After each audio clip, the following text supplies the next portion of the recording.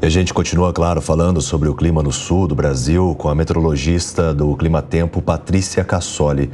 Muito bom dia, Patrícia. Seja bem-vinda aqui ao Jornal da Manhã. E eu gostaria já de começar perguntando se existe algum fenômeno meteorológico acontecendo para que tantas chuvas caiam sobre o estado. Bom dia, David, e a todos que nos acompanham.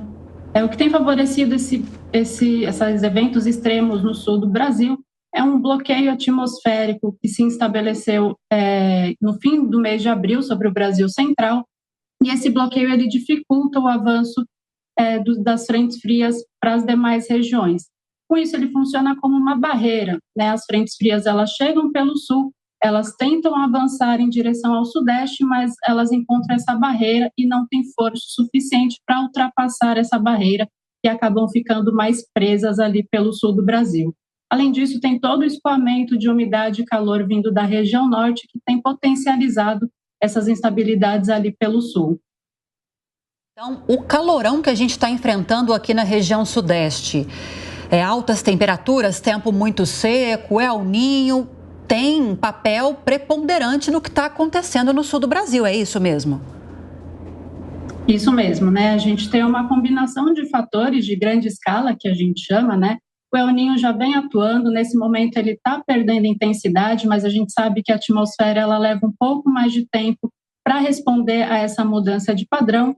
Temos outros fatores contribuindo também, como o Atlântico tropical bastante aquecido, ele favorece uma maior frequência de bloqueios atmosféricos, e outro fator que também trouxe impacto para essas chuvas no sul foi o Oceano Índico. Ele também vem apresentando águas bastante aquecidas, o que favoreceu a intensificar essas altas pressões sobre o interior do Brasil e, consequentemente, a chuva ficar mais presa no sul. E a gente vem observando esse calor, essa condição de tempo bastante quente sobre o Brasil Central de forma geral. Patrícia, eu vou incluir na nossa conversa agora o Gustavo Segré para fazer também questionamentos, perguntas a você.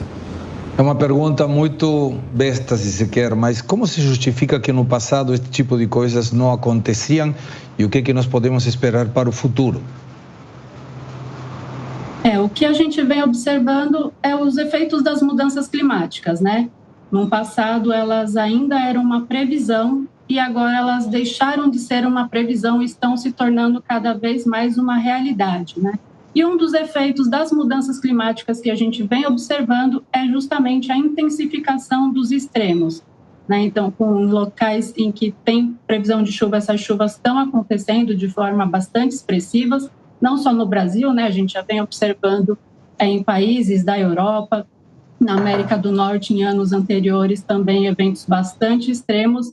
Então, tem essa condição, esse papel bastante fundamental das mudanças climáticas, que hoje elas já são uma realidade para nós.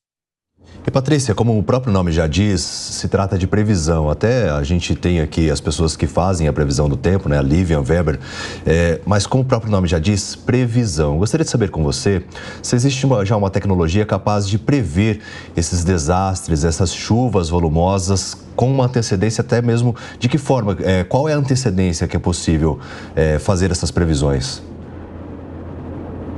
Por enquanto, com essa entrada das mudanças climáticas, a gente ainda não tem nenhum sistema que consiga prever com tanta antecedência, né? Os modelos meteorológicos, eles ainda têm uma certa dificuldade para resolver esses eventos extremos, né? A gente tem algumas sinalizações deles com potencial de chuva, mas da forma que aconteceu no sul, onde a gente já vê nesses primeiros 3, 4 dias do mês, regiões que já acumularam 500, 600 milímetros de chuva, esses modelos eles ainda têm uma certa dificuldade para chegar nesses volumes tão absurdos, né? A gente já tem uma melhora em relação ao passado, né, que era bem mais difícil fazer a previsão do tempo, mas para esses eventos extremos a gente ainda precisa de novas tecnologias, de novos avanços para conseguir cercar melhor essa sinalização. Patrícia, é exatamente isso que representantes da Defesa Civil e prefeitos têm dito aqui para nós no Jornal da Manhã.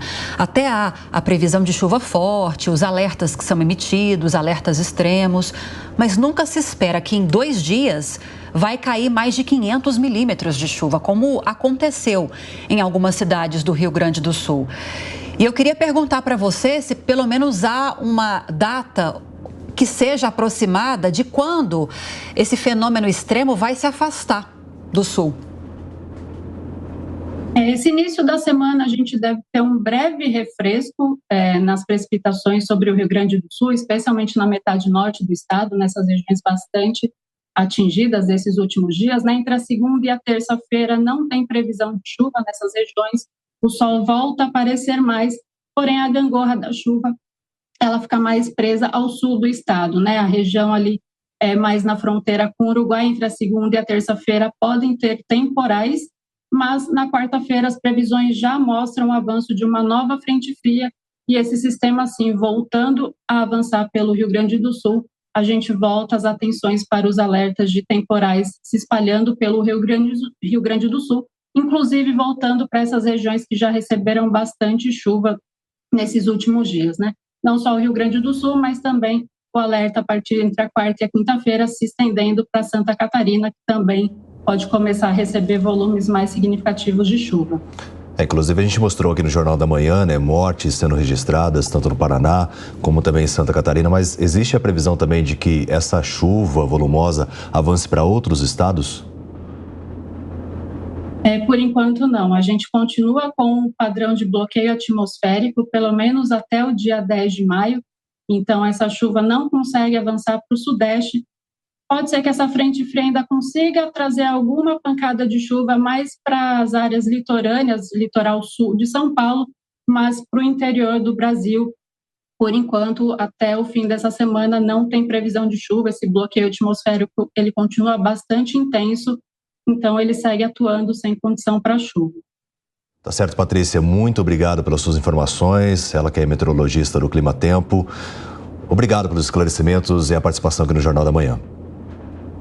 Obrigada, um bom dia a todos. Bom dia.